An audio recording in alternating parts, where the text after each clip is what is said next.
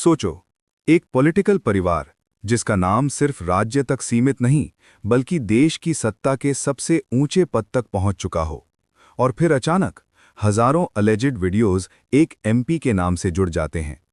ये कहानी सिर्फ एक व्यक्ति की नहीं, ये कहानी है पावर, इन्फ्लुएंस और कानून के इम्तिहान की।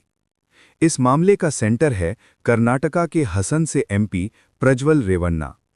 प्रज्वल एक ऐसे परिवार से आते हैं जिसका पॉलिटिकल बैकग्राउंड बहुत ताकतवर रहा है। उनके दादा एचडी देवेगौड़ा सिर्फ सीनियर नेता ही नहीं बल्कि 1996 में इंडिया के प्राइम मिनिस्टर भी रह चुके हैं। उनके पिता एचडी रेवन्ना कर्नाटका सरकार में मिनिस्टर रह चुके हैं।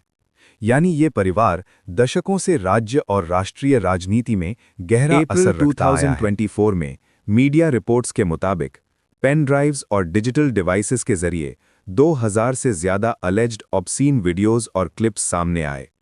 आरोप लगा कि इन वीडियोस में कई महिलाओं के साथ सीक्रेट रिकॉर्डिंग, सेक्सुअल एक्सप्लॉयटेशन और बाद में ब्लैकमेलिंग की गई।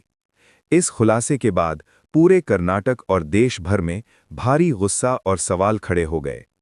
पुलिस और स्पेशल इन्वेस्टिगेशन टीम के अकॉर्डिंग जिन महिलाओं ने आरोप लगाए उनमें डोमेस्टिक हेल्प, गवर्नमेंट और कॉन्ट्रैक्ट स्टाफ और रूरल बैकग्राउंड की विमेन शामिल बताई गईं।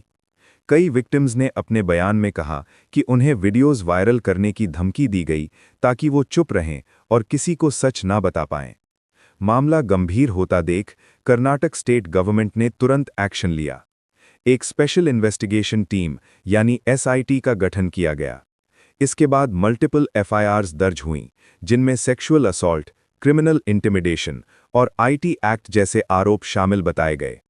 सरकार ने यह भी कहा कि इन्वेस्टिगेशन पर किसी तरह का पॉलिटिकल प्रेशर नहीं आने दिया जाएगा। जब यह मामला कोर्ट तक पहुंचा तो जुडिशरी ने किसी भी तरह की तुरंत रिलीफ देने से इनकार कर दिया।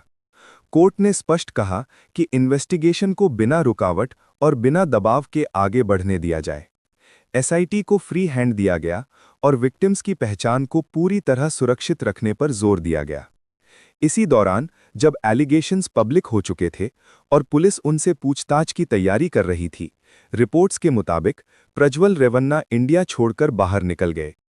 उनके देश छोड़ने के तरीके पर अब भी जांच चल रही है कि कौन से डॉक्यूमेंट्स यूज हुए और क्या रूल्स या सिस्टम्स का मिसयूज एलिजिडली किया गया। कि अगर कोऑपरेशन नहीं होता तो इंटरनेशनल एजेंसीज के साथ कोऑर्डिनेशन पर भी विचार किया जा सकता है। कोर्ट ने भी इस पर सीरियस कंसर्न दिखाया और ये क्लियर किया कि बचना किसी के लिए एक्सेप्टेबल नहीं होगा। आज ये केस अभी भी चल रहा है। वीडियोस एलिजिड हैं, आरोप बहुत गंभीर हैं और विक्टिम्स के स्टेटमेंट्स लगातार रिकॉर्ड किए जा रहे हैं।